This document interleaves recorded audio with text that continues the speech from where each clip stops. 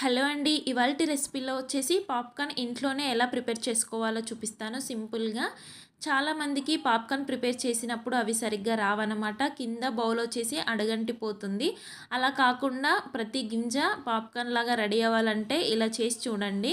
ముందుగా స్టవ్ పై కుక్కర్ పెట్టేసుకొని దాంట్లోకి 1 టేబుల్ స్పూన్ ఆయిల్ వేసుకోవాలి. తర్వాత పాప్‌కార్న్ సీడ్స్‌ని యాడ్ చేసుకొని వీటిని ఆయిల్లోనే స్టవ్ లో ఫ్లేమ్లో పెట్టేసుకొని దోరగా వేయించేసుకోవాలి. ఇవి వేగిపోయిన తర్వాత కొంచెం సాల్ట్ అదేవిధంగా కొంచెం పసుపును యాడ్ చేసుకొని వీటిని కూడా బాగా మిక్స్ చేసుకోవాలి. కావాలనుకుంటే మీరు కారం కూడా వేసుకోవచ్చు.